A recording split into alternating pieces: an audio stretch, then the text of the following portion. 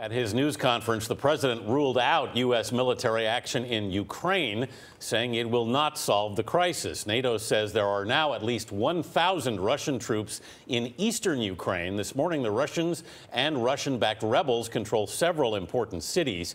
Elizabeth Palmer is monitoring the newest fighting from London. Elizabeth, good morning. Good morning. This morning already, President Vladimir Putin has addressed a youth group at home in Russia where he said the Ukrainians and the Russians are practically one people. Well, whatever he said, proof is mounting that in a bold escalation, the Russian military has sent both troops and heavy fighting equipment into Ukraine. The goal seems to be to help pro-Russian rebels who were losing ground to the Ukrainian army. This, says the Ukrainian government, is a Russian tank caught on cell phone camera inside the Ukrainian city of Novoazovsk.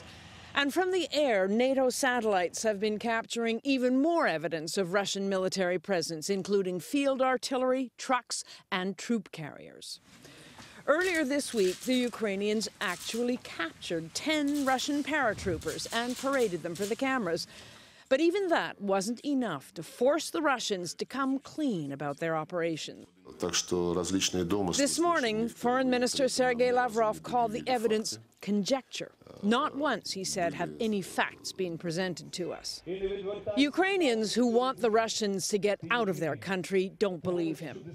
And neither did the Western diplomats and politicians at an emergency meeting of the Security Council yesterday. Samantha Power is America's UN ambassador. At every step, Russia has come before this council to say everything except the truth. It has manipulated, it has obfuscated, it has outright lied. Meanwhile, the fighting, with Moscow backing local rebel groups against the Ukrainian army, is ferocious. So far, according to the United Nations, more than 2,500 people have been killed in a conflict that appears to be escalating.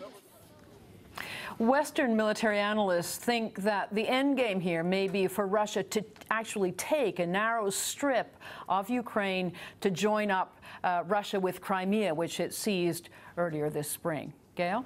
Thank you, Elizabeth.